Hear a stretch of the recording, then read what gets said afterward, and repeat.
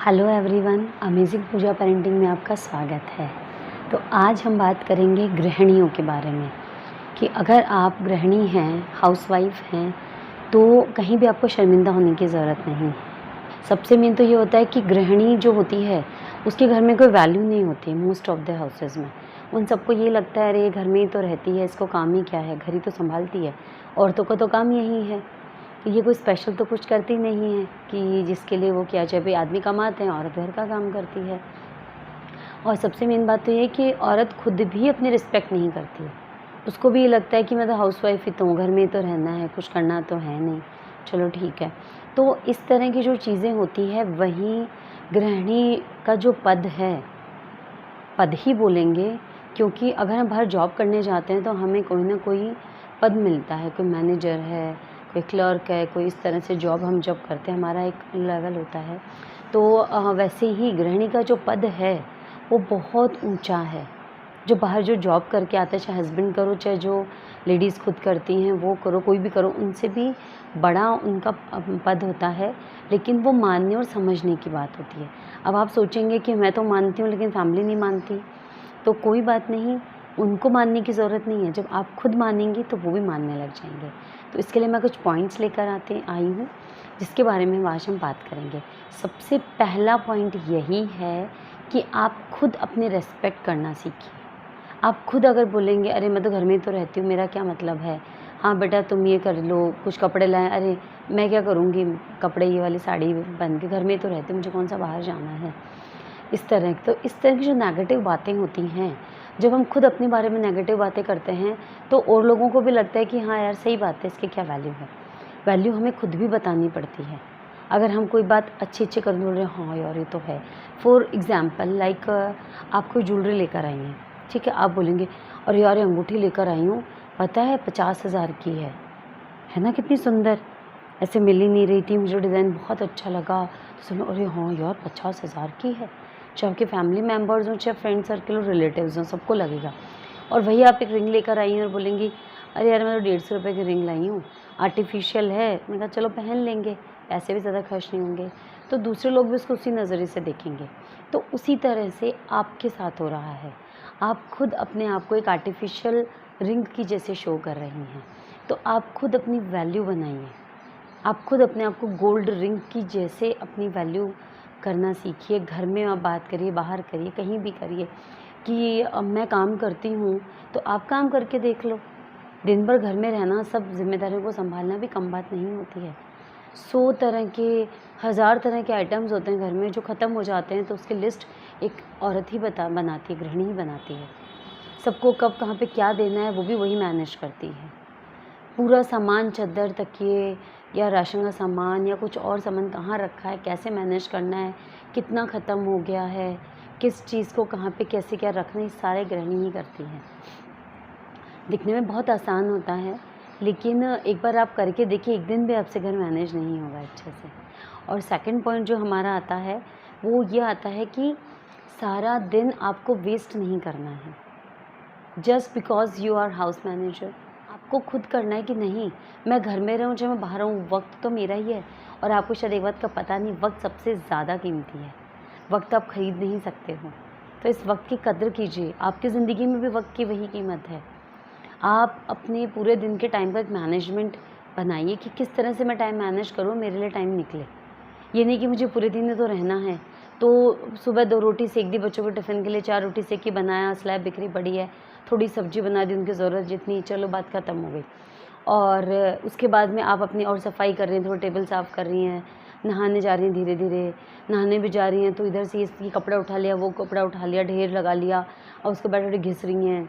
फिर नहा के आ रही है, मैं पूजा करूँगी, फिर वापस आप सेकंड फ़ेज़ में लग रही हैं कि अरे अब तो मेरे हस्बैंड जा रहे हैं, सास-ससुर, इनका नाश्ता बना, फिर वो बना रही हैं। फिर 2-4 रोटी सेक ली, कुछ थोड़ा बहुत कुछ बना दिया जो उनकी ज़रूरत है, और फिर आप वापस अपने और काम में लग गई। और फिर दोपहर में आप आ रही है, बच्चे आने वाले हैं, चलो अब इनके लिए कुछ अलग सब्ज़ी बनाती हूँ, अब आएँगे तो मैं रोटियाँ। तो इस तरह से एक किचन में ही आप दोपहर तक के टाइम में 3 से 4 बार चली जाती हैं। कभी किसी की चाय बनानी है, टिफ़िन अलग बना रहे हैं, वो अलग।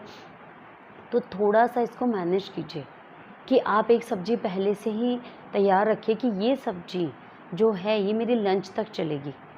तो उसी क्वांटिटी में बनाइए, उसी तरह से बनाइए जो बच्चों को टिफ़िन में भी चली जाए और बाद में लंच में भी काम आ जाए। और अगर बच्चे आपकी वो सब्ज़ी नहीं खाते हैं तो कुछ ऐसी सब्ज़ी बनाइए कि जो सब्ज़ी आपने बच्चों की पसंद की बनाई वो आपने अगर टिफ़िन में दे दी तो वही सेम सब्ज़ी वो लोग लंच में भी खाएंगे बच्चे। और आप अपने बड़ों के लिए एक दूसरी सब्ज़ी बना लीजिए जो आपको बनानी होती है। कि आप अपने लिए जो टाइम निकालें उसे मी टाइम बोलते हैं।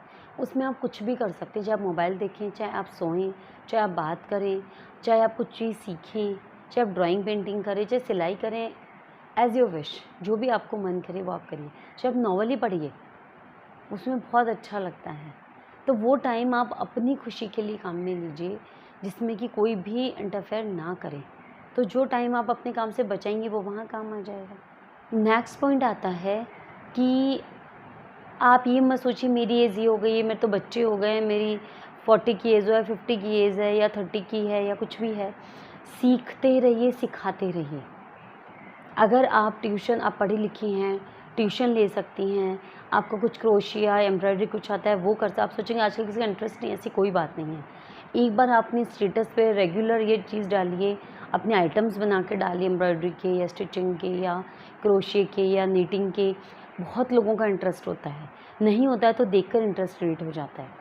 तो अपने सुंदर सुंदर आइटम्स बनाइए थोड़े, उनकी एक एक की फ़ोटो थोड़ी डिटेल्स डेली डालिए, साथ में अपनी क्लासेस का डालिए कि इफ़ यू आर इंटरेस्टेड तो मैं सिखा सकती हूँ आप लोगों को।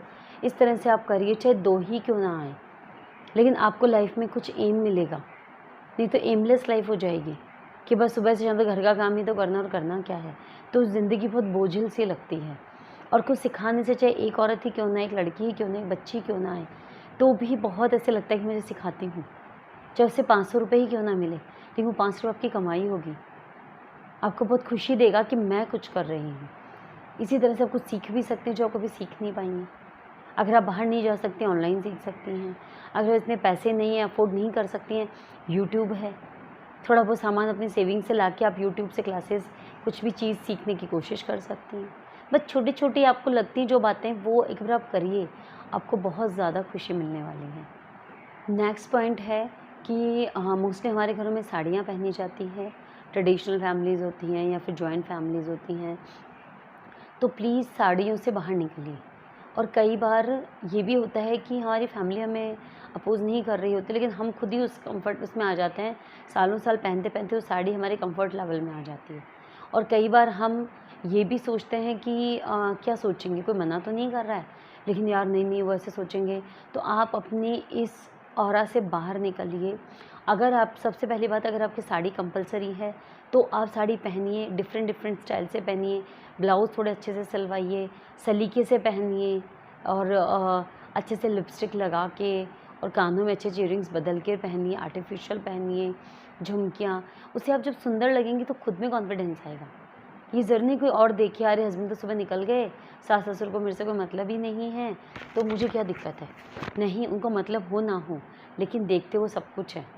उनको दिखता है अरे बहू कितनी सुंदर लग रही है, ऐसे लग रही है, बच्चे भी खुश होते हैं, मम्मी बहुत अच्छी लग रही है, आपकी रिस्पेक्ट बनती है।